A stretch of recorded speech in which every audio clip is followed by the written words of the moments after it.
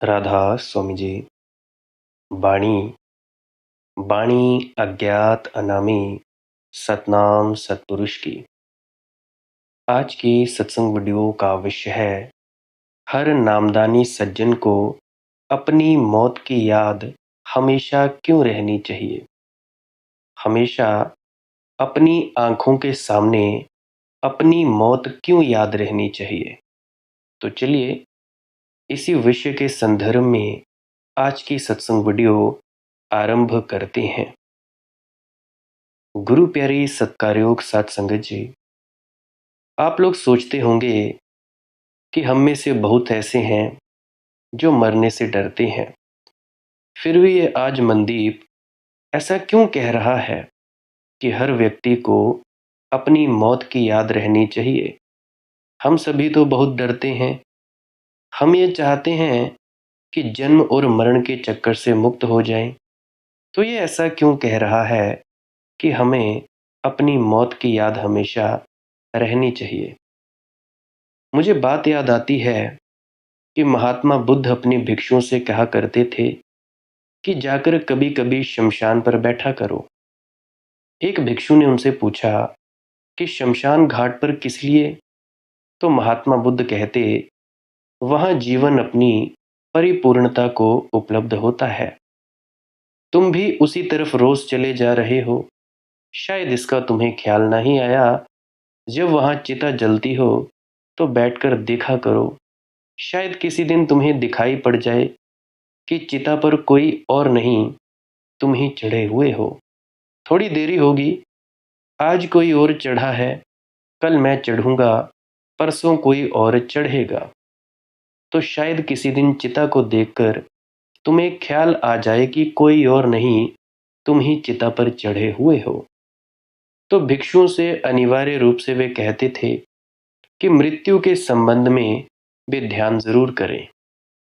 प्यारी साथ संगत जी, जीवन के सतत परिवर्तन, यानी कल मैं कुछ और था, आज मैं कुछ और हूं, परसों कुछ और हो जाऊंगा। जैसा कि आप सभी जानते हैं, जब आप पैदा हुए तब आप बच्चे थे। कुछ लोग जवान हैं आज और कल बूढ़े हो जाएंगे। इसको सदा याद रखना है। ये भी याद रखना है कि एक दिन मैं नहीं था और एक दिन मैं फिर नहीं हो जाऊंगा। ये फ्लक्स, ये जो धारा है निरंतर परिवर्तन की, इसको हमें याद रखना होगा। हेराक्लतु तो कहता था कि नदी में हम दोबारा नहीं उतर सकते। जब तक हम दोबारा उतरने जाते हैं, नदी बह गई होती है। जब हम दोबारा उतरने जाते हैं, तब तक हम बढ़ गए होते हैं। एक ही नदी में दोबारा नहीं उतर सकते। हेराक्लतु से कोई मिलने आता और जब जाने लगता तो हेराक्लतु से कहता, मेरे मित्र, तुम ख्याल रखना, तुम जो आए थे वही वापस नहीं लौट रहे हो, और तुम जिससे मिले थे अब आकर उसी से विदा नहीं ले रहे हो। तुम भी बदल गए, मैं भी बदल गया। 24 घंटे सब बदल जाता है, वहां कुछ भी स्थिर नहीं है। एडिंगटन ने एक बार मजाक में यह कहा कि भाषा के कुछ शब्द बिल्कुल ही झूठे हैं। ऑक्सफोर्ड में वह बोलता था तो किसी ने पूछा कि जैसे, तो उसने कहा रेस्ट। रेस्ट बिल्कुल झूठा शब्द है। कोई चीज ठहरी हुई ही नहीं है। This is the ocean of motion.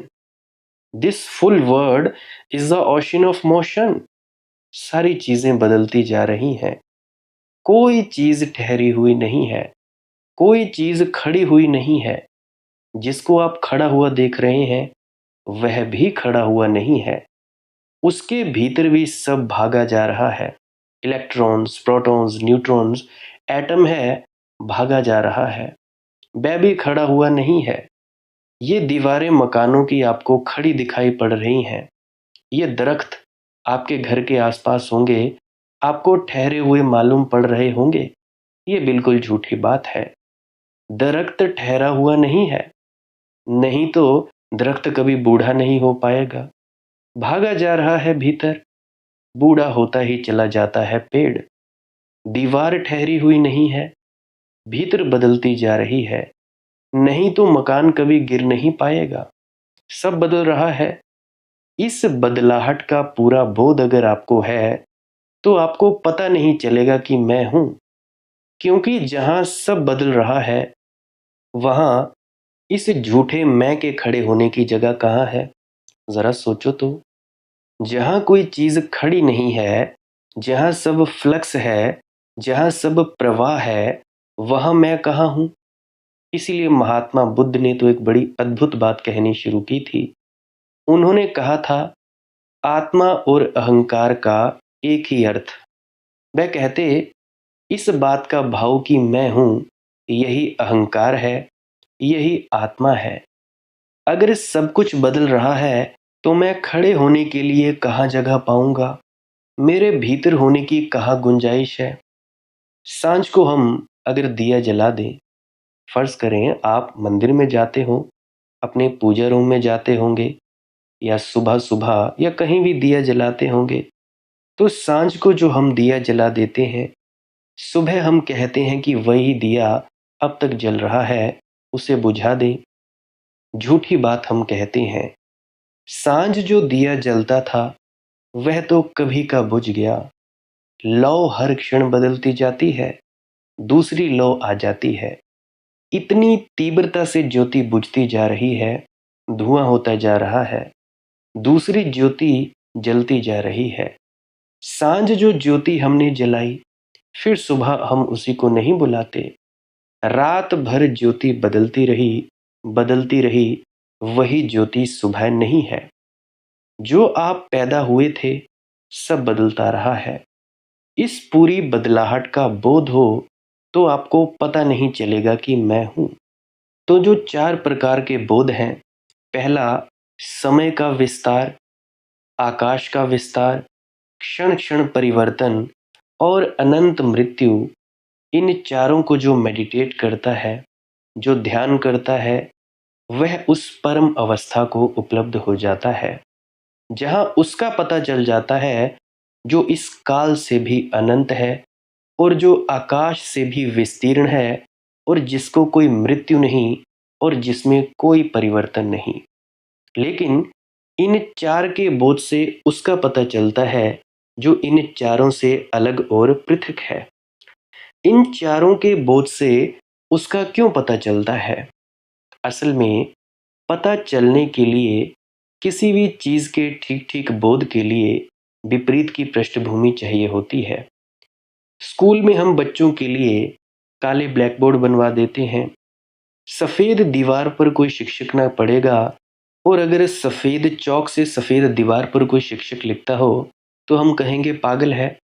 अभी तो डिजिटल बोर्ड्स आ गए हैं, वाइट बोर्ड आ गया है। अगर वाइट बोर्ड पर कोई वाइट ही मार्कर से लिखे, तो हम उस शिक्षक को पागल कहेंगे, क्योंकि उस वाइट बोर्ड पर लिखने के लिए काले की जरूरत है। अब अगर वो वाइट बोर्ड ना हो, तो हम उस काले मार्कर का क्या करेंगे? काले मार्कर को उस वाइट बोर्ड की पृष्ठभूमि की आवश्यकता पड़ती है।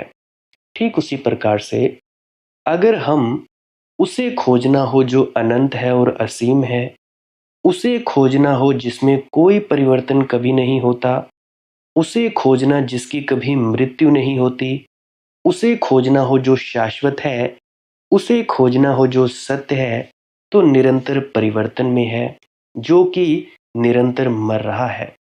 उसका बोध उसके काले तख्ते पर, वह जो बिल्कुल भिन्न और विपरीत है, उसकी सफेद रेखाएं उभर आएंगी और दिखाई पड़ जाएंगी। जितनी अंधेरी रात होती है, तारे उतने ही चमकदार दिखाई पड़ते हैं। देखो तो कभी रात को जरा बाहर निकलकर, जितनी अंधेरी रात होगी, तारे उतने ही चमकदार दिखाई पड़ेंगे। तारे तो दिन में भी रहते हैं, लेकिन वे दिखाई नहीं पड़ते। तारों को देखने के लिए रात की प्रतीक्षा करनी पड़ती है, क्योंकि दिन की रोशनी में तारों के दिखाई पड़ने की कोई जगह नहीं रह जाती। लेकिन रात के अंधकार में वे चमकते लगते हैं, वे अलग दिखाई पड़ने लगते हैं। तो ये जो 4 बातें हैं, जिनमें प्रगाढ़ हो जाएंगी, उतना ही इन चारों से जो अलग है, जो नॉन टेम्परल है, जो नॉन स्पेशल है, जो न समय के अंदर है और न समय के भीतर है, जो अनचेंजिंग है, अनमूविंग है, जो ना बदलता है और ना परिवर्तित होता है, जो अनडूइंग है, जिसकी कभी कोई मृत्यु नहीं होती, उसका अनुभव, उसकी प्रतीति, उसका साक्षात्कार हो सकता है। इसीलिए कहा जाता है हर सत्संगी को कि अपनी मौत को याद रखो। उसके लिए ये तैयारी करनी अत्यंत आवश्यक है। और जिस दिन उसका अनुभव होता है, उसी दिन जीवन वस्तुतः जीवन बनता है। उसी दिन जीवन आलोक से मंडित होता है। उसी दिन जीवन समस्त बंधनों से शून्य और रिक्त हो जाता है।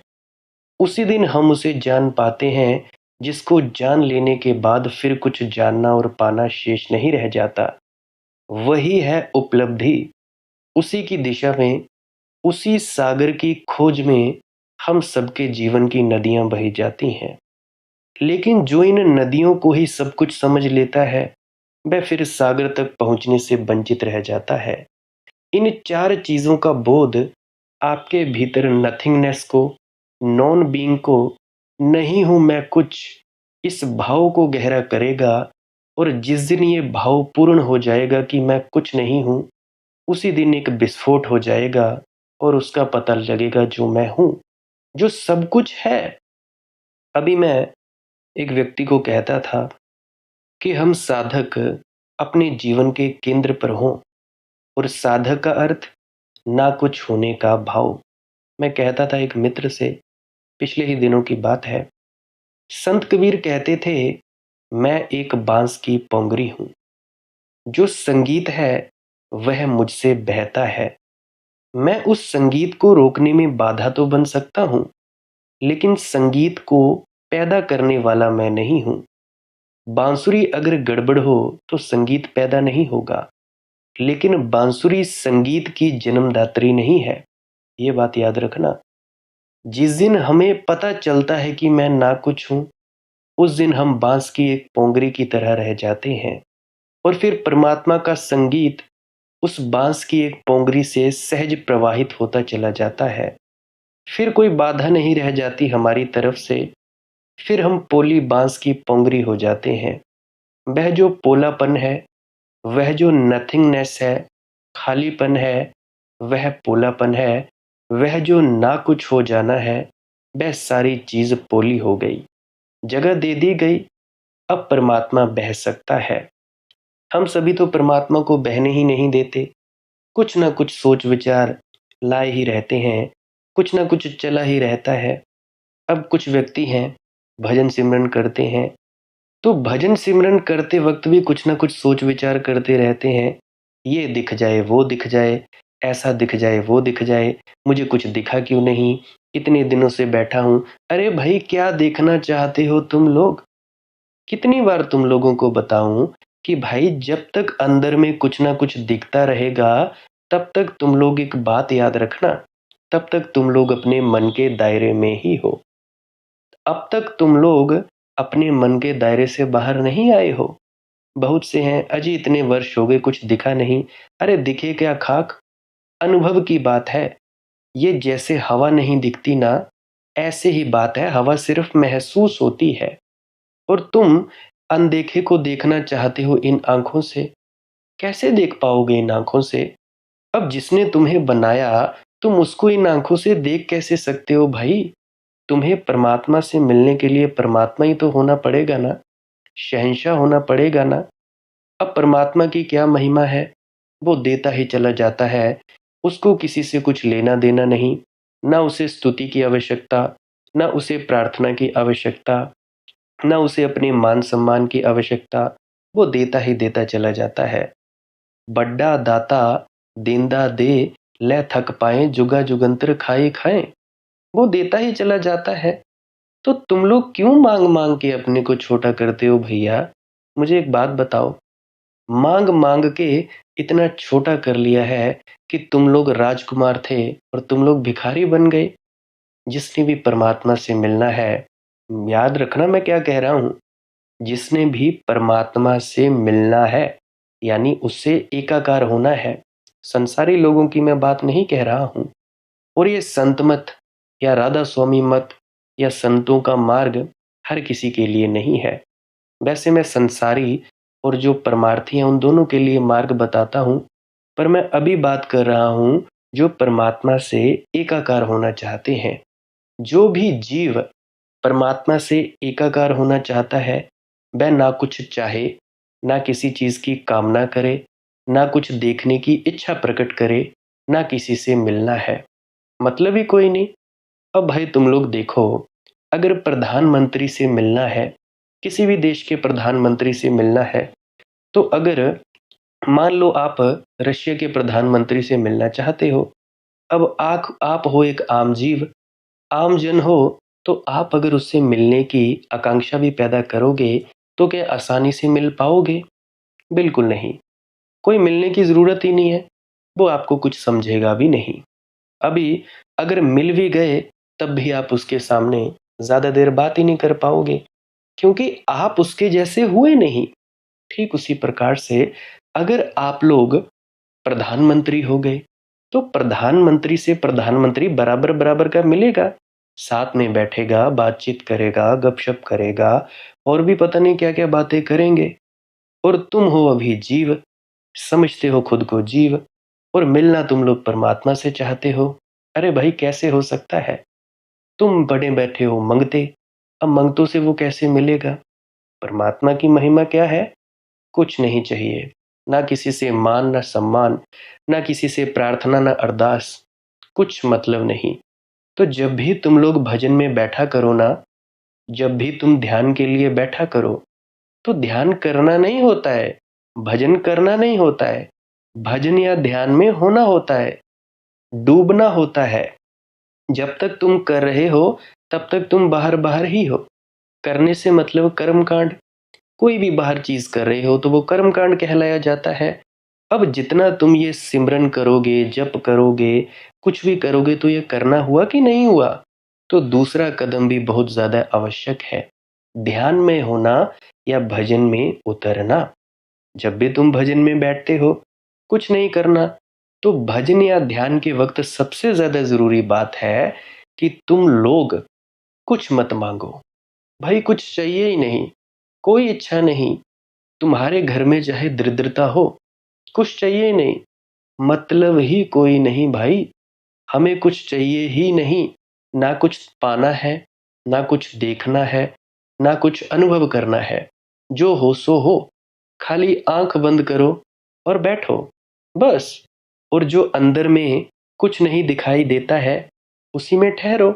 और जैसे जैसे तुम लोग उस कुछ नहीं दिखाई देते में ठहरेगो, अनदेखे में ठहरोगे, तभी तुम लोग वो जान लोगे जो कभी देखा नहीं जा सकता। जानने की बात है, तुम लोग पहले खुद को पहचानोगे, फिर तुम्हारी पहचान परमात्मा से हो जाएगी। जब तुम खुद को जान लोगे, अपनी आत्मा को जान लोगे, फिर ये पूरी ब्रह्मांड की चेतनाओं को जान लोगे।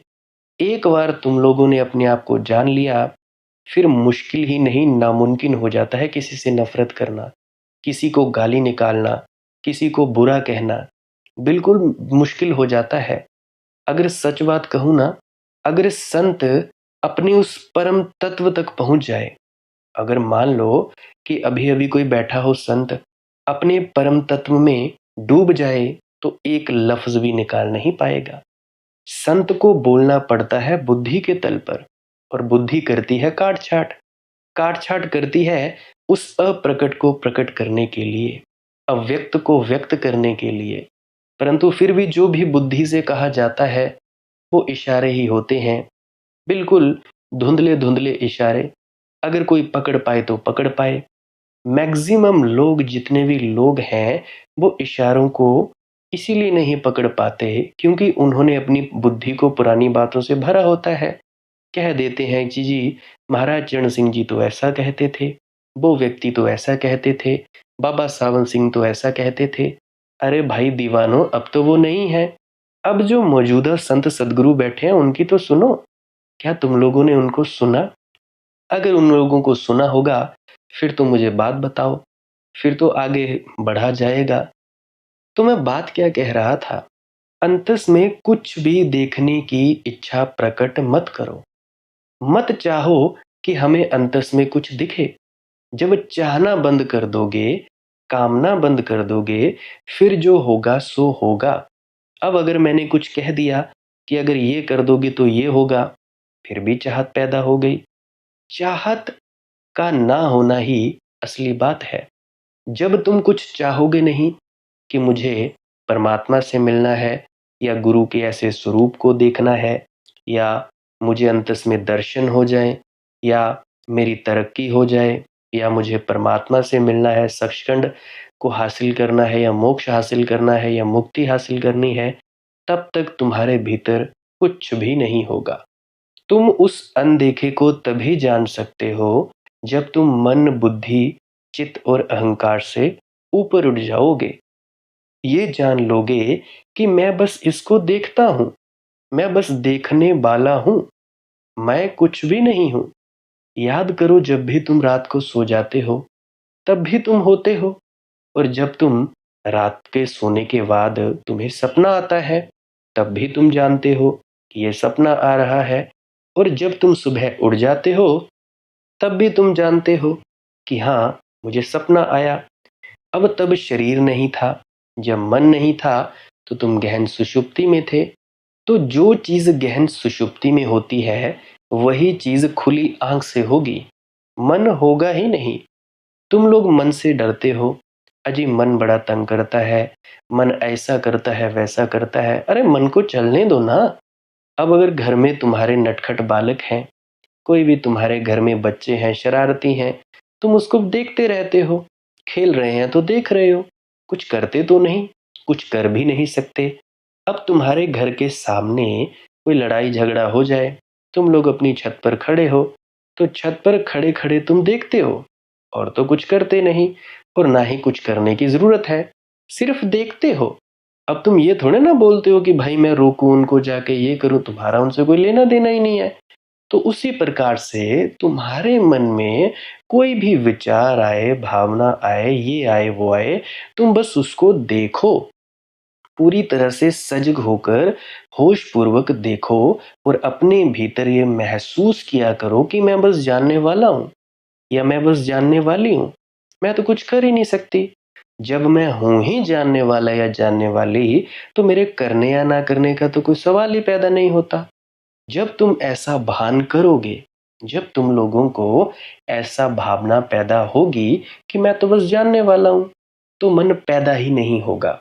कोई भी विचार मन में आया तो बस अपने अंदर बोलो, मैं तो बस जानने वाला हूँ, ये जो हो रहा है बस हो रहा है, मैं ना बाधा दूंगा और ना ही मैं इसे अपनाऊंगा। जब तुम ना बाधा दोगे ना अपनाओगे, बस बात खत्म हुई, फिर वो विचार चला जाएगा। अब ट्रेन में कोई व्यक्ति आ गया, मूंगफली बेचने वाला आ गया। अब जैसे कि मूंगफली बेचने वाला व्यक्ति तुमसे पूछेगा कि भाई साहब या बहन, मूंगफली चाहिए या नहीं, तो तुम लोग कुछ नहीं कहते हो, ना कुछ बोलते हो, ना चलते हो। अब कोई मांगने आ जाता है बसेस में, देखते होंगे तुम लोग जब भी बस स्टैंड पे जाते हो। मैं जब भी जाता हूँ, होशियारपुर जाता हूँ, जलंधर जाता हूँ बस से, तो वहाँ पे देखता हूँ, तो बस से वो मांगने वाले आ जाते हैं, एक चिट्ठी रख देते हैं। अगर किसी ने कुछ नहीं देना हो, बस चुपचाप बैठे रहते हो, वो चले जाते हैं। ठीक उसी प्रकार से अपने मन से लड़ना नहीं है, कोई लड़ने की जरूरत नहीं है। ये ऐसे ही है जैसे कमरे में धूल उड़ रही हो और तुम हाथों से धूल को नीचे बिठाने में लगे हुए हो, ये ऐसे ही है। अब देखो, तुम लोगों के अंतस में विचार आया कि मेरी बहू ने मेरे साथ ऐसा किया, विचार आ गया। अब तुम क्या करते हो, उसको ऐसा नहीं करना चाहिए था, एक और विचार पैदा हो गया, हाँ हाँ उसको ऐसा नहीं करना चाहिए, उसने ऐसा बोला क्यों। तो ऐसे करते करते करते करते विचारों की एक अनगिनत श्रृंखला खड़ी हो जाती है। और भजन में तो क्या ही उतरना था, ध्यान में तो क्या ही उतरना था, बस तुम लगे एक बिजनेस करने, व्यापार में उलझ गए, अपने मन के विचारों के व्यापार में। तो तुम्हें करना क्या है, मान लो आपके अंदर विचार आ गया, मेरी बहू ने ऐसा किया, बस देखते जाओ, किया तो किया, मैं बस जानने वाली हूँ, मैं तो कुछ हूं नहीं, मैं बस जान रही हूं कि उसने ऐसा किया। बस ये भावना आते ही तुम लोगों का जो विचार आएगा वो रुकेगा और चला जाएगा। अरे ये चीज़ करके तो देखो, अभी तुम करके देखो। खैर अभी तो बहुत से लोगों के मन में कोई विचार उठ ही नहीं रहे होंगे। जैसे ही ये सत्संग खत्म होगा तो उसके बाद तुम जरा ट्राई करके देख लेना। जैसे ही कोई विचार आने की चेष्टा करे, बस मैं तो बस जानने वाली हूँ, मुझे क्या लेना देना है। मैं बस जानती हूँ कि ये विचार उठा, ये मन आया। जैसे ही ये भावना आई कि मैं बस जानने वाला हूँ या जानने वाली हूँ, विचार ठहरेगा ही नहीं। और एक और बात जोड़ देता हूँ, अब जैसे तुम परमात्मा हो वैसे ही पूरी दुनिया भी परमात्मा है। तो किसको भला बुरा कहोगे भाई? अगर सास को किसी उसकी बहू ने बुरा कह दिया, तो सास को अगर ये पता है कि मैं कौन हूँ, तो उसे ये भी पता चल जाएगा कि उसकी बहू कौन है। ये सब लीला चल रही है, सब नाटक चल रहा है। एक जगह परमात्मा सास बना है, एक जगह परमात्मा बहू बना है, एक जगह परमात्मा कथावाचक बना है, एक जगह परमात्मा मंदीप बना है, एक जगह परमात्मा कोई और बना है। और क्या बात है? कोई बात तो नहीं। और एक और मुझे बात याद आई, सबसे ज़रूरी बात जो मैं अब आप लोगों को बताने वाला हूँ, जितने भी मुझे सुनने वाले हैं, वो बात ये है कि ये जो चैनल है, ये किसी धार्मिक संप्रदाय या संगठन से जुड़ा नहीं है। अभी हाल ही में एक व्यक्ति ने, वो महानुभाव ने मुझे कमेंट किया कि भाई ये चैनल आरएसएस से जुड़ा नहीं है। हाँ, ये बात बिल्कुल सत्य है कि ये चैनल किसी धर्म संप्रदाय या किसी निजी और भी कोई संगठन होगा, उससे जुड़ा नहीं है। तो भाई ये वो एक और बात कहते थे कि आप राधा स्वामी क्यों लिखते हैं? अरे भाई, जो राधा स्वामी बोलता हूँ वो बस ऐसे ही प्रणाम करने के लिए बोलता हूँ। अब अगर राधा स्वामी ना बोलूं तो जयराम जी की बोलूंगा। अब तुम लोग सभी राधा स्वामी मत से जुड़े हुए हो। अब बहुत से होंगे जो किसी किसी ना किसी मत से जुड़े हुए होंगे, परंतु 99% जनता जो है वो राधा स्वामी मत से जुड़ी हुई है। तो इसीलिए राधा स्वामी बोल देता हूँ। तो अगर उन भाई साहब को कोई मेरे कहने से या मेरे करने से कोई आपत्ति हुई हो तो उसके लिए मैं तहे दिल से माफ़ी मांगता हूँ। जो भी हैं वो भाई साहब, उन्होंने कमेंट किया था, तो मैं उनसे माफ़ी मांगता हूँ कि भाई अगर आपको कोई आपत्ति हुई हो, कोई असुविधाजनक कोई चीज़ हुई हो। बाकी मेरा आप लोगों का दिल दुखाने का ऐसा कोई कारण नहीं था। मैं ये कहना चाहता हूँ कि ये चैनल किसी भी धार्मिक संप्रदाय से नहीं जुड़ा है। ये एक निजी चैनल है। अपना जो अनुभव होता है वो बता दिया करता हूँ। चूंकि मेरे सदगुरु बाबा गुरिंदर सिंह जी ढिल्लों हैं, वो राधा स्वामी बोलते हैं, मैं भी बोल देता हूँ। अब चेला तो गुरु को ही फॉलो करेगा ना। अब चेला कहाँ से नई बात लाए भाई। अब मेरा गुरु राधा स्वामी बोलता है तो मैं क्यों ना बोलूं। मुझे भी अच्छा लगता है, मैं बोल दिया करता हूँ। बाकी कई लोग जो बोलते हैं, कोई जय जय बोलते हैं, कोई जय श्री राम बोलता है, मैं उनका भी जवाब दे दिया करता हूँ। बाकी ऐसी कोई बात नहीं है, मैं किसी धर्म संप्रदाय से नहीं जुड़ा हूँ। जो मुझे लगता है कि मुझे बताना चाहिए बता देता हूँ।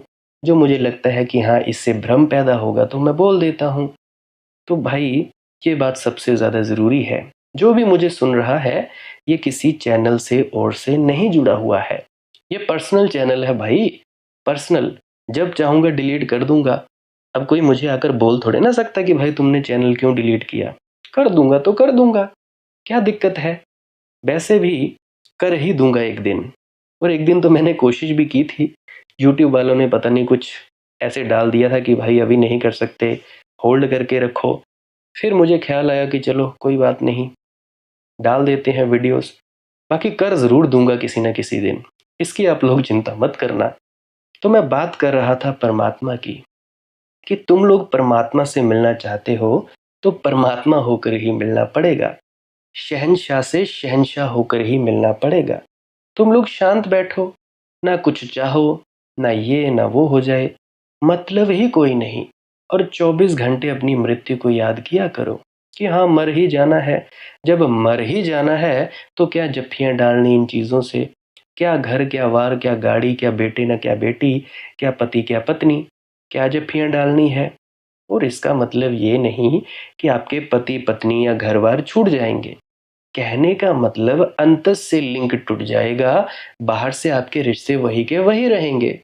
अब जब आप बाहर हो, अब जो बूढ़े होंगे उनको अपने बच्चों की ज़रूरत होगी, और जो बच्चे होंगे उनको अपने माँ बाप की ज़रूरत होगी। क्योंकि जो कर्तव्य है उनका तो पालन करना ही पड़ता है। तो कर्तव्य बाहर के पालन होते जाएं। इंसानियत के तौर पर वो हो रहे हैं, अपना प्रेम देना दो। मतलब कहने का, आंख खुली तो प्रेम, आंख बंद की तो ध्यान। आंख बंद की तो परमात्मा से जुड़ गए, आंख खुली तो संसार में आ गए। इतने 1 सेकंड का फर्क है। 1 सेकंड में संसार, 1 सेकंड में परमात्मा। तो ऐसे हो सकते हो तो भाई इन मांगों वगैरह को छोड़ो। जो लोग परमात्मा में एकाकार होना चाहते हैं वो कुछ मत मांगो। बस यही रोज प्रार्थना किया करो कि हे परमात्मा, जो तूने देना हो दे दे, जो करना हो कर ही जा। बस बात खत्म। जो होना हो जाए, जो नहीं होना हो ना हो। हमें इससे कोई लेना देना नहीं है। तुमने कोई भाई परमात्मा के सामने मेन्यू कार्ड थोड़े ना पेश करना है कि हमारे भीतर ये अनुभव ला या हमारे आंखों के सामने प्रकाश ला। और एक और बात, अभी 2 दिन से मैंने पुरानी वीडियोस डाली। अब 2 दिन से पुरानी वीडियोस डाली तो 5 महीने की एक वीडियो थी पुरानी। अब उसमें मैंने नंबर बताया गया था कि भाई धुन सुनने की कला। अब बहुत से जो व्यक्ति थे उनके मुझे कॉल आने लगे कि भाई धुन सुनने की कला बताओ। उससे मुझे इतना पता लगा कि आप लोगों ने मुझे सुना नहीं। क्यों नहीं सुना? क्योंकि 3-4 महीने से धुन सुनने की कला ही बता रहा हूँ। किस तरह से धुन सुनी जाए, तरह से अंदर छलांग लगाई जाए उस परम तत्व में, यही तो रोज कहता हूँ। वीडियो के अंत में भी कहता हूँ कि शब्द धुन को कैसे सुनना है। अरे कहाँ सोए रहते हो तुम लोग? अरे तुम लोगों की समझ कहाँ गई? विवेक कहाँ गया? तुम लोग फिर भी परेशान हुए पड़े हो। फिर तुम कहते हो कि हमारे गुरु में शक्ति नहीं, हमारे गुरु में पावर नहीं। अरे दीवानों, जो भी मार्गदर्शन होता है, जो सत्संग होता है, बड़े ध्यान से सुना करो। सोकर नहीं। जब नींद आ जाए वो अच्छी बात है, पर सुना अच्छे ढंग से करो ताकि तुम लोगों में कोई भ्रम ना पैदा हो, भ्रांति ना पैदा हो। इसीलिए बहुत से मनुष्य हैं जो 30-30, 35-35, 40-40 साल से खाली बैठे हैं। बहुत सा उन्होंने भजन किया। भजन क्या किया? बहुत सा उन्होंने सिमरन किया। शब्दों का जाप करते रहे, करते रहे, करते रहे, करते करते 30 साल हो गए। और अनुभव होता है कि भाई कुछ हुआ तो नहीं। अरे होए क्या? तुम लोग अपने परम तत्व तक पहुंचोगे कैसे? तुम लोग अंतस में जाते हो, ख्वाहिश रख कर जाते हो, और जब ख्वाहिश रख कर जाते हो वो पूरी हो जाती है। जो शक्ति तुमने हासिल की वो ख्वाहिश में पूरी हो गई। अंतस की यात्रा कैसे करोगे भैया? नहीं कर पाओगे। ये बात हुई। और एक दूसरी बात हुई, तुम लोग सिमरन ही सिमरन, जाप ही जाप करते रहते हो। राम राम राम राम राम राम, राधा स्वामी राधा स्वामी राधा स्वामी, 5 नाम का जाप, 10 नाम का, 5 नाम का, 50 नाम का करते ही रहते हो। उसके बाद भैया छलांग भी लेनी होती है इस जप से अजपे में। फिर जो सी सी की, टी टी की आवाज आती है ना, इसको भी सुनना पड़ता है। तो मुझे बड़ी हैरानी हुई कि भाई इतने लोग मुझे कॉल कर रहे हैं, इसका मतलब बहुत से लोगों को मेरी बात समझ में नहीं आती। और उसके लिए मैं माफ़ी चाहता हूँ। हो सकता है मेरी वाणी में कुछ कठिन शब्द हों, जिन शब्दों की वजह से आप लोगों को मेरी वाणी समझ में ना आती हो, उसके लिए मैं ही माफ़ी चाहता हूँ। परंतु मेरी एक विनम्र प्रार्थना है, अरे भाई सुन लिया करो, ढंग से सुना करो, अच्छे से सुना करो। ये तो मैं परख कर रहा था कि भाई कोई मुझे कितना सुनता है। किसी ने नहीं ऐसा कहा। अभी एक 3-4 दिन पहले एक स्त्री ने मुझे मैसेज किया कि बेटा, मैं कोई सिमरन वगैरह मैंने छोड़ दिया है, कुछ ना करना और मौन होने में ही मैं बैठी रहती हूँ। तब मुझे बड़ा आनंद आता है। तो मैं बड़ा खुश हुआ। मैंने कहा चलो भाई, ये भी बढ़िया बात हो गई कि चलो किसी ने तो समझा। अभी आज ही उसका फिर से मैसेज आया। कहने लगी भाई मैं 10-15 मिनट बैठ जाती हूँ, परंतु मुझे कुछ दिखा नहीं। फिर वही बात, मैं जब कहता हूँ कुछ देखने की चेष्टा ही नहीं करनी है, तो वो बात क्यों नहीं समझ आती भाई? समझ लो, अंदर में कुछ देखने की चेष्टा मत करो। सहजता से आंख बंद रखो। बस जो होना है हो जाए। धुन सुने तो सुने, प्रकाश दिखे तो दिखे। अगर कुछ दिख जाए कोई बात नहीं, ना दिखे तब भी कोई बात नहीं। अंतस में ही ठहरे रहो। कुछ नहीं करना है। कुछ ना करने को ही भजन कहा जाता है और ध्यान में होना कहा जाता है। जब तुम इस कुछ ना करने की अवस्था में टिकोगे, तब तुम्हारा जो देह भान है वो मिटेगा। धीरे धीरे सजग होते होते तुम्हारा मन भी बड़ी दूर पीछे छूट जाएगा। जब पीछे छूट जाएगा तुम अपनी बुद्धि से भी ऊपर चले जाओगे। ऊपर चले जाओगे तो तुम अपने आपे में आओगे। जब अपने आपे में आओगे तब असली बात होगी, ऐसे नहीं होगी। और मंगतों की तरह ये जो मैं जिनको कह रहा हूं कि जो परमात्मा से एकाकार होना चाहते हैं वो मत मांगा करो। बाकी जो संसारी लोग हैं वो मांगे, खुले दिल से मांगे, भजन के वक्त मांगे, जो मांगना हो मांगे, सिमरन करते करते मांगे, ध्यान करते करते मांगे, या जिन्होंने ध्यान नहीं करते हैं, जो सिमरन नहीं करते हैं, नामदान नहीं मिला है, वो भी मांगे। जो इच्छा करोगे परमात्मा हर इच्छा को पूरी करता है। उनकी मौज है। ये मैं संसारी के लिए कहता हूँ, जो बस अभी चाहते हैं कि भाई कुछ ना कुछ मिल जाए, जिनकी ख्वाहिशें तृष्णाएं हैं वो पूरी कर लें, उनकी अपनी मौज है। जैसे ही शांत हुए, धीरे धीरे शांत होते गए, आंख बंद की, होते गए, इच्छा प्रकट कर दो, परमात्मा ये चाहिए, परमात्मा देगा। अरे वो देने वाला है, इतने सालों से, अनंत अनंत युगों से दे रहा है, तो क्या तुम लोगों को नहीं देगा? जरूर देगा। बाकी जिनको परमार्थ की चाहत है फिर तो वो कुछ ना मांगे। जिनको संसार चाहिए वो संसार मांग ले। मुझे तो दोनों से ही मतलब है, क्योंकि संसारियों को संसार चाहिए। अब कोई गरीब व्यक्ति है, वो कहेगा अरे भाई खाने को दो रोटी नहीं, हम कैसे भजन करें? वो भी बिल्कुल ठीक है, वो पहले रोटी ही कमा लें, रोटी कमा लें चार, जब रोटी कमाने लगे फिर कर ले। पर उनसे एक बात कहना चाहता हूँ, अगर तुम लोग सच्चे जिज्ञासु हो, सच्चे परमार्थी हो, फिर तो सब छोड़ ही जाओ। वो कहते हैं ना, संता के कारज आप खलोया, हर कम करावण आया राम। संतों के कार्य करवाने के लिए तो वो खुद धरती पे उतर आता है। बात मेरी याद रखना, तुम लोगों का काम है सिर्फ ध्यान में उतरना, बाकी सब काम वो करेगा। बात याद आती है मुझे रविंद्रनाथ की। रविंद्रनाथ मरणशैया पर थे। उसके 2 दिन पहले किसी मित्र ने उनसे कहा कि आपने इतने गीत गाए कि आप तो धन्यभागी हैं, और आपने तो पा लिया उसे जो पाने जैसा था। रविंद्रनाथ ने कहा, मेरे मित्र, जो गीत मैंने गाए उनका कोई भी मूल्य नहीं है, लेकिन जिन गीतों को गाते वक्त मैं मौजूद नहीं था, बस उनका ही थोड़ा सा मूल्य है। और मैंने 2 ही तरह के गीत गाए। एक, जो मैंने गाए उनका कोई मूल्य नहीं है। 2, जिनको मैंने गाया ही नहीं, मैं केवल बांसुरी बन गया, किसी और ने गाया और मुझसे वे बह गए और प्रवाहित हो गए।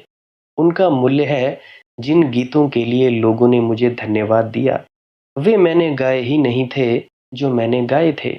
उनमें तो भूल हो गई है, उनमें वह बात नहीं है, वह अमृत स्वर नहीं है। तो साधक का क्या अर्थ है? साधक का अर्थ है इतना खाली हो जाना कि वह समष्टि का माध्यम बन जाए, बांसुरी बन जाए, उससे सारा संगीत बह जाए। साधक का अर्थ है इतना शून्य, इतना पोला हो जाना कि परमात्मा उससे प्रवाहित हो सके, मार्ग बन जाए।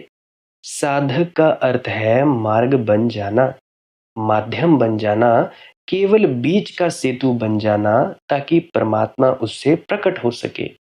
वह जो समष्टि है, वह जो सबके भीतर छिपा हुआ प्राणों का संगीत है, उसके लिए बांसुरी बन जाए। ये बांसुरी आप बन सकें, इसकी मैं परमात्मा से प्रार्थना करता हूँ। और आपने भी, क्योंकि जो मैंने 4 बातें कही, वह जो स्मरण और ध्यान करने को कहा, अगर उन पर थोड़ा सा भी प्रयोग किया, जो कोई भी कारण नहीं कि हम क्यों ना बन जाएं, क्योंकि हम वस्तुतः वही हैं जो हम बनना चाहते हैं, सिर्फ हमें पता नहीं है। हम उस बंद आंख की आदमी की तरह हैं जो सूरज के सामने खड़ा है और चिल्ला रहा है, बड़ा अंधेरा है, मैं क्या करूं? दिया जलाऊं, टॉर्च जलाऊं? लेकिन बंद आंख किया आदमी को दिया जलाने से भी क्या होगा? जो चिल्ला रहा है कि मैं क्या करूं, मैं क्या करूं, मैं अंधकार में खड़ा हूं, उससे अगर कोई कहे कि तुम सिर्फ आंख खोल लो, तो उसे बड़ी हैरानी होगी कि इतना बड़ा अंधकार और मेरे सिर्फ आंख खोलने से कैसे मिट जाएगा। आंख जैसी छोटी सी चीज, पलक जैसा छोटा सा पर्दा, इतनी बड़े अंधकार को कैसे मिटा देगा जिससे मैं घिरा हूं? वह कहेगा, मुझे विश्वास आता नहीं आपकी बात पर, कि आंख खोलने से मिटने का संबंध ही क्या है। शायद हम समझाने भी बैठें तो भी उसके ख्याल में ना आए, क्योंकि बात उसकी ठीक है, लॉजिकल है। इतनी छोटी सी आंखें, इतनी छोटी सी पलक, इससे इतने बड़े अंधकार का क्या संबंध। इतनी सी पलक खोलने से इतना बड़ा अंधकार मिट जाएगा क्या। लेकिन काश वह आंख खोलकर देख तो पाएगा कि निश्चित ही मिट जाता है। छोटी सी पलक का ये पर्दा हट जाए, वह आंख खुल जाए, तो रोशनी है, प्रकाश है, सूरज हमेशा मौजूद है। हम आंख बंद किए हुए खड़े हैं, इसके अतिरिक्त और कोई बाधा नहीं है। तुम लोग चाहते हो कि हमें ये हो वो हो, अरे कैसे हो जाए। चाहने भर से ही वो नहीं होता। मैं कई दफ़ा उदाहरणें दिया करता हूँ। बहुत से ऐसे हैं जिनके साथ बहुत से अनुभव होते हैं, फिर क्या करते हैं, चाहते हैं कि फिर से अनुभव हो, और जब चाहते हैं कि ये हो, फिर वो कभी नहीं हो पाता। और ना ही होने का संबंध है, क्योंकि ध्यान का असली मतलब है कुछ ना होना, कोई विचार का ना होना, किसी भावना का ना होना, किसी चाहत का ना होना। याद करो, जब भी पहली पहली बार तुम लोगों में से किसी की सूरत चढ़ी होगी, कोई भी किसी प्रकार का अनुभव हुआ होगा, तो उस वक्त तुम लोगों के सामने कोई भी मन नहीं था, कुछ भी नहीं था।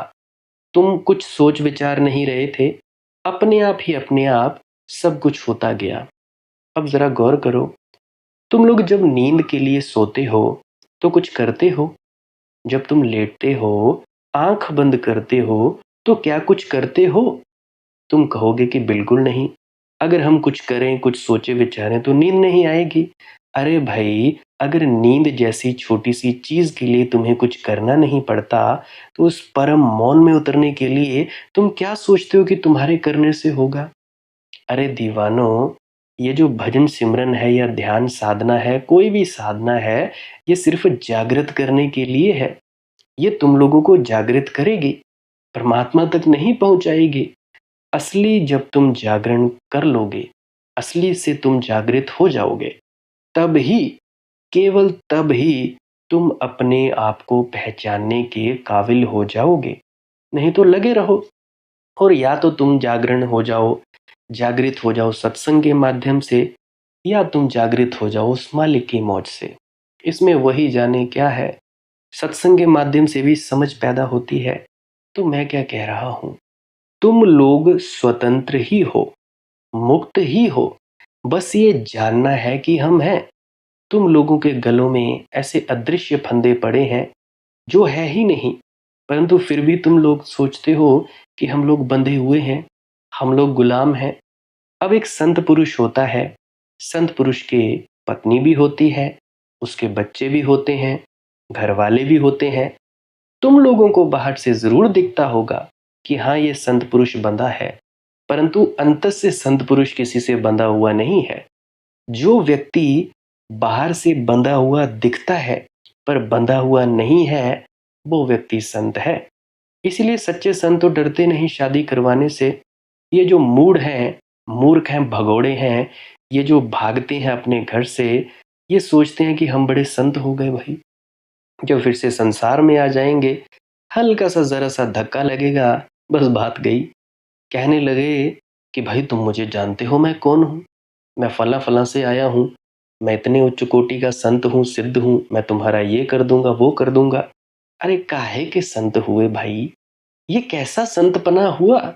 जब तुम किसी के धक्का लगने से दुखी हो गए, खुद को जाना नहीं, रिद्धि सिद्धि प्राप्त कर ली, शक्तियां हासिल कर ली, क्या करोगे। अरे क्या करोगे भाई, मन की तुम्हारी अशांति तो मिटी नहीं, तुम शांत तो हुए नहीं, तुम वो परम तत्व में मिले तो नहीं। याद रखना मित्रों मेरी बात, जो लहर होती है ना, लहर में सागर का अंश होता है, परंतु सागर लहर नहीं होती, लहर सागर भी नहीं होती। लहर में एक थोड़ा सा अंश है कि हाँ, सागर होता है, अब सागर के कारण ही लहर है।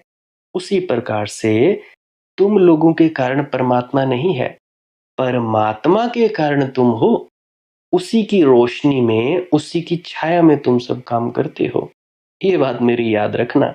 तो इसीलिए मैं कहता हूँ भजन सिमरन किया करो और श्वास क्रिया किया करो। कोई इच्छा वगैरह पैदा मत किया करो। और जिनको कुछ इच्छा प्राप्त करनी हो, कुछ भी चाहिए हो, अपने इष्ट देव के सामने, बाबा जी महाराज, अपना जो भी गुरु है उसके सामने हाथ जोड़ लेना और बोल देना, परमात्मा मुझे ये चाहिए। गरीबी है, गरीबी मिटाने के लिए कह देना। कोई पैसे की तंगी है, पैसा मिटाने के लिए कह देना। या किसी का घर नहीं है, घर लेने के लिए कह देना। जो दुखी है वो अपने सुख के लिए कह देना। आपके जो गुरु हैं, इष्ट हैं, कोई भी हैं, उनका नाम लेकर अरदास और प्रार्थना कर देना। एक बार कर देना और उसके बाद रोज रोज धन्यवाद करते जाना। चाहे प्रार्थना आपकी पूरी हुई या नहीं हुई, कि शुक्र है तेरा परमात्मा। धन्यवाद करते ही जाना। जितना ज्यादा धन्यवाद करते जाओगे, तुम्हारी प्रार्थना सुन ली जाएगी और तुम्हें मिल जाएगा। और याद रखना एक बात, इच्छा करने से परमात्मा ही नहीं मिलता, बाकी सब कुछ मिल जाता है। परमात्मा प्राप्ति होती है इच्छा के ना होने से। जब भी तुम्हारे अंदर कोई इच्छा नहीं होती, कोई चाहत नहीं होती, परमात्मा प्राप्ति तभी होती है। बाकी अगर कोई इच्छा करते हो, वो परमात्मा पूरी कर ही देता है। करना क्या है, आंख बंद करके खड़े हो जाना घर पे। किसी को कोई बीमारी है, वो भी ठीक कर देगा वो परमात्मा। कुछ भी है, चाहे तुम लोग कितने भी परेशान क्यों ना हो, रोज उससे अरदास करना परमात्मा से। आपका गुरु हो, कोई माता हो, देवी हो, देवता हो, जो मर्जी हो, वो आप लोगों की अपनी मौज है। जैसा भी है, आप लोग बस प्रार्थना कर देना, वो आप लोगों की प्रार्थना पूरी हो जाएगी परमात्मा के द्वारा, आप अपने अपने गुरु महाराज के द्वारा।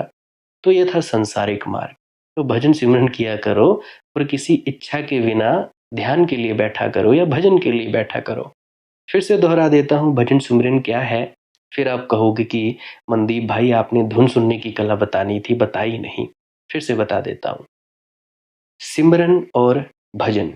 सिमरन है कुछ शब्दों का जाप करना। काहे के लिए? क्योंकि 1 घंटे में 70 से 80 हजार विचार चलते हैं। तो अगर आप राम राम राम राम ही जपते जाओगे, या जो भी आपके महाराज ने, गुरुओं ने आपको जपने के लिए कहा गया है, उसको जपते जाओगे, तो उससे एक विचार रह जाएगा। अब जो एक विचार है, इसको छोड़ना बड़ा आसान है। जब एक विचार रह जाएगा, धीरे धीरे आप अपना सिमरन के शब्दों का जाप कर सकते हैं। 15 मिनट, 20 मिनट आपकी मौज है। उसके बाद में धुन सुनने के लिए जरूर बैठना है। अगर धुन सुनने के लिए नहीं बैठोगे, यानी भजन के लिए नहीं बैठोगे, धुन सुनने के लिए कैसे बैठना है? चौकड़ी मारनी है। पहले तो आप शब्दों का जाप, जो आप सिमरन अक्सर करते हो, या आपको जो आसन बताया गया है, आप धुन सुनने के लिए या भजन के लिए बैठ सकते हो। वैसे चौकड़ी मारकर भी बैठ सकते हो, टांगे सीधी कर कर बैठ सकते हो। फिर आपने सिमरन के शब्दों का जाप बंद कर देना है। बंद किया, आंखों के सामने अंधेरा होगा। अंधेरा होगा तो इसी अंधेरे में ठहरे रहना है और बस खुद को सजग रखना है कि हाँ, मैं ये अंधेरा देख रही हूँ या देख रहा हूँ। बस मैं ये अंधेरे को जानने वाला हूँ या जानने वाला हूँ। इसी अंधेरे की तरफ देखते रहना।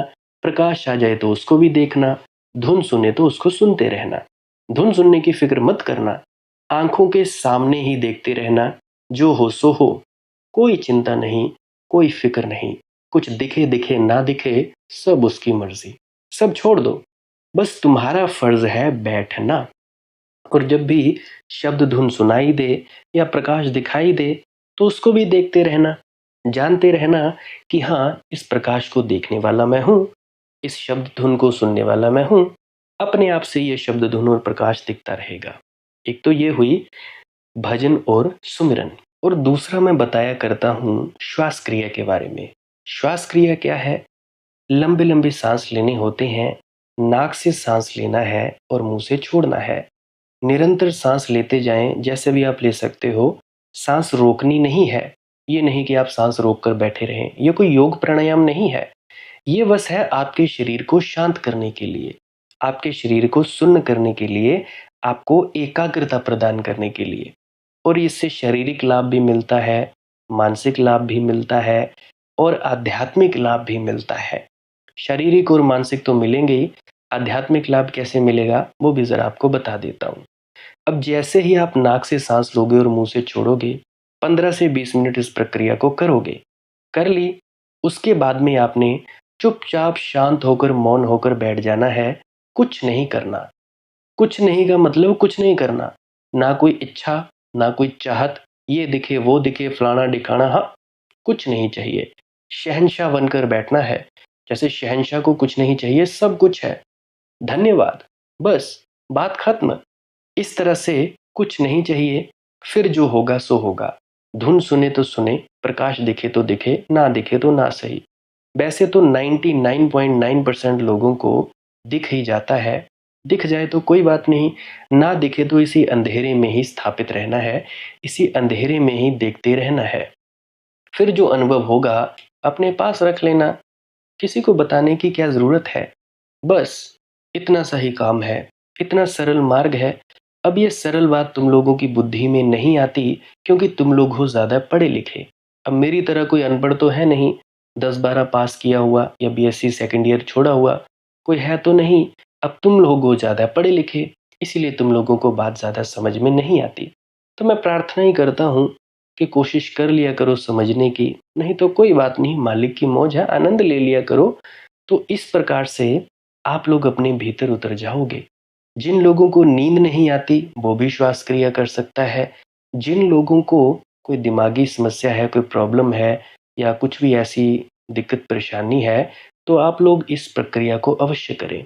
जिन लोगों के बच्चे थोड़े कमज़ोर हैं वो अपने बच्चों से करवाएं, करते हैं तो ठीक है, नहीं तो ज़ोर ज़बरदस्ती मत किया करें कि भाई तू कर ही। उसके सामने तुम लोगों ने करने लगना है, वो भी करेगा। ये स्वास्थ्य के लिए बड़ी अच्छी चीज़ है। अब कोरोना में आपने देखा होगा कितने लोग मरे ऑक्सीजन की कमी के कारण। अब इससे ऑक्सीजन की पूर्ति आपके शरीर में हो जाती है। शरीर ताकतवर होगा तो मानसिक बीमारी भी दूर होगी। कोई भी मानसिक बीमारी हो, कोई डर हो, तंत्र हो, मंत्र हो, यंत्र हो, सब चीज़ें छूट जाएंगी। बस श्वास क्रिया करके चुपचाप बैठ जाना है। कोई भी समस्या हो, कर कौन नहीं सकता इस प्रक्रिया को? जो प्रेग्नेंट लेडीज़ हैं। प्रेग्नेंट लेडीज़ इस प्रक्रिया को बिल्कुल ना करें, वो सिर्फ मौन होकर ही बैठे रहें। और जिनको हृदय की दिक्कत हो, दिल की दिक्कत हो या सांस लेने में दिक्कत हो, वो 5-10 सांसें लेकर देखें, अगर तकलीफ हो फिर बिल्कुल छोड़ दें, फिर करने की ज़रूरत नहीं है। फिर आपके लिए यही मार्ग है, चुपचाप मौन होकर बैठे रहे। नामदानी सज्जन भी कर सकते हैं, गैर नामदानी सज्जन भी कर सकते हैं। और ध्यान रहे, सिमरन के बाद आप भजन पे बैठें या ये प्रक्रिया कर लें तो उसके बाद भजन पे बैठें। सिमरन भजन का आपका जो वक्त है उस पर निभाएं, आप उस पर बैठें। दिन में ये सांस की प्रक्रिया ज़रूर कर सकते हैं, या भजन सिमरन के बाद आप बैठ सकते हैं, या चलते चलते कर सकते हैं, या खेतों में जाते वक्त कर सकते हैं, घूम रहे हैं बगीचे में तब कर सकते हैं। आपकी अपनी अपनी इच्छा है, आपकी अपनी अपनी मौज है। इस प्रकार से आप इस प्रक्रिया का आनंद ले सकते हैं और लाभ ले सकते हैं। अगर आप लोगों का शरीर कांपे तो कांपने दें, मौत से डर लगने लगे तो लगने दें। उसकी कोई आपने चिंता नहीं लेनी है कि हमें मौत से डर लग रहा है, भाई ये हो रहा है वो हो रहा है। हाँ, बिल्कुल नहीं, जो होगा सो होगा। शरीर कांपे सो कांपे, हमने कोई लेना देना नहीं है। और शरीर हिले सो हिले, सर घूमे सो घूमे, बस होने दे इस प्रक्रिया में। ठीक है जी, तो ये तो थी श्वास प्रक्रिया। बाकी अगर किसी मेरे भाई बंधु का कोई प्रश्न है, कमेंट सेक्शन में पूछ सकता है, या मेरी किसी पुरानी वीडियोस को अवश्य सुने। पुरानी वीडियो में क्या पता आप लोगों के सवाल का जवाब मिल जाए। टेलीग्राम, फेसबुक या इंस्टाग्राम, वहाँ पर भी आप सवाल पूछ सकते हैं। जो भी आपकी इच्छा होगी वहाँ पे आप जी कैसा भी सवाल पूछ सकते हैं। बाकी आपकी अपनी मौज है। लाइक कर सकते हैं इस वीडियो को अगर आप जी को कुछ भी सीखने को मिला है, और कमेंट सेक्शन में राधा स्वामी ज़रूर लिखें। और आप जी सब्सक्राइब कर सकते हैं इस चैनल को अगर रोज़ रोज़ नए नए सत्संग सुनना चाहते हैं। सत्संग का वक्त रहता है सुबह 5 बजे। जो भी खुशकिस्मत जीव है सुनना चाहता है वो सुन सकता है। बाकी आप लोगों की अपनी मौज है, जैसा मर्जी आप चाहे कर सकते हैं। शेयर कर सकते हैं इस वीडियो को अगर आप जी को लगता है कि हमारा कोई भाई बंधु है, कोई रिश्तेदार है जिसको ये सुननी चाहिए। वरना कोई दिक्कत की बात नहीं है। जिनसे लाइक, शेयर और सब्सक्राइब नहीं होता है, कोई चक्कर की बात नहीं। आप इन वीडियोस का प्रयोग फिर आनंदित रहने के लिए ही किया करें। बस लगा ली, साइड में रख दी, आंख बंद की और डूब गए। बहमों भरमों से दूर होने के लिए भी प्रयोग कर सकते हो, अपने भीतर उतरने के लिए, प्रश्नों के जवाब लेने के लिए, जैसा मर्जी चाहे आप ले सकते हो। वो आपकी अपनी इच्छा है, वो आपकी अपनी मौज है। मैं किसी को बाधित नहीं करता। सब आनंदित रहें, एक दूसरे से प्रेम करते रहें। आप मुझे इतने अंत तक सुनते हो, इतने अंत तक सुनने के लिए आपका बहुत बहुत शुक्रिया, बहुत बहुत धन्यवाद। अंत में आपके भीतर बैठे परमात्मा को प्रणाम करता हूँ। मेरा प्रणाम स्वीकार करें। राधा स्वामी जी।